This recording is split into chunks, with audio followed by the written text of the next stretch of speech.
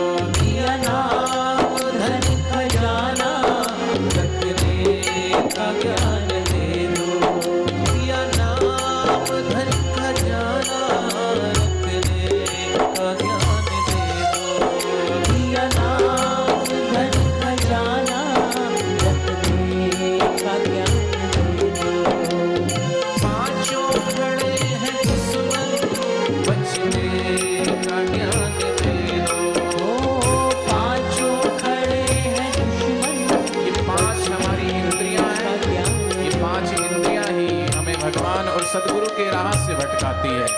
इसलिए साधक शिष्य कहता है, प्रभु आंखों में वो ज्ञान की ज्योति देना कि मैं सिर्फ तेरा ही दीदार कर पाऊं, कानों में वो श्रवण शक्ति देना कि सिर्फ तेरी ही वाणी सुन पाऊं, इस जिह्वा से मैं तेरा ही गुणगान कर पाऊं, इन हाथों से तेरी ही सेवा और इन पैरों से चलकर तेरे दीदार के लिए पहुंच पाऊं। ऐसी कृपा, ऐसी अनुकंपा, क्योंकि आपने ही नाम का खजाना दिया, उसे मैं संजोए रखूं, उसे मैं संभाले रखूं, उसको मैं और बढ़ाता रहूं। ऐसा नहीं कि जो पुण्याई मिली उसे खर्च कर दूं। गुरु शिष्य से क्या चाहते हैं? एक गुरु ने अपने शिष्य को कहा, आज तुम्हारी शिक्षा पूर्ण हो रही है, लेकिन एक अंतिम परीक्षा देते हुए जाओ। लो, ये थोड़ा अनाज दे रहा हूं, तुम ले जाओ, जाओ और इसको बढ़ाओ, इसका उपयोग करो। एक शिष्य ने तो गया और दाने थे वो भिगो दिया, थोड़े थोड़े भिगो भिगो करके एक सप्ताह के भीतर ही सारे दाने खा गया। लेकिन दूसरे शिष्य ने खाया नहीं। गुरु का जो खजाना था, गुरु का जो दिया हुआ धन था, देने के पीछे जो भाव था कि इसे बढ़ाओ, ले जाओ इसे, उसने ले जाकर के खाया नहीं, जमीन में उसे बिखेरा, जमीन में उसे फेंका, खाद दी, पानी दिया, वो अंकुरित हुए और उससे अनंत गुना होकर के उसमें से वो अनाज पैदा हुआ। एक वर्ष के बाद गुरुजी ने बुलाया, दोनों को कहा, मैंने तुम्हें वो दिया था, उसका क्या किया? बोले गुरुदेव, एक ने तो कहा मैंने तो खा गया, और दूसरा कहता, देखिए गुरुदेव, ये अंबार जो धन रखा हुआ है ढेर अनाजों का, ये आपकी ही दी हुई कृपा प्रसादी है, आपका ही दिया हुआ अनाज था, आपने कहा था इसे बढ़ाओ, उसे मैंने बढ़ाया। जैसे उस शिष्य ने अपने लिए उपयोग नहीं किया, बल्कि गुरु ने जिस भाव से दिया था, गुरु के इस भाव को सही समझ के उसे फेंका, उसे बढ़ाया।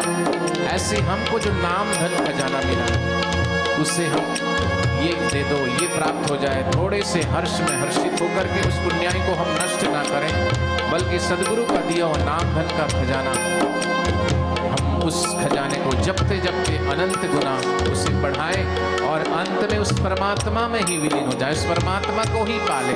इसलिए सदगुरु ने वो ज्ञान दिया है। दिया नाम धन खजाना, रखने का ज्ञान दे दो।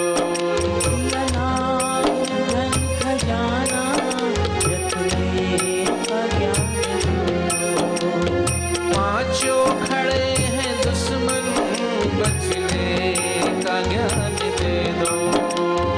पांचों खड़े हैं दुश्मन, बचने का ज्ञान दे दो। दिया नाम धन खजाना, रखने का ज्ञान दे दो। दिया नाम धन खजाना, रखने का ज्ञान दे दो। पांचों खड़े हैं दुश्मन, बचने का ज्ञान दे दो। पांचों खड़े हैं दुश्मन, बचने का ज्ञान दे दो। कट जाए मेरे बंधन, कट जाए मेरे बंधन, तेरा ध्यान धरते धरते, कट जाए मेरे बंधन, तेरा ध्यान करते करते यही आशा है,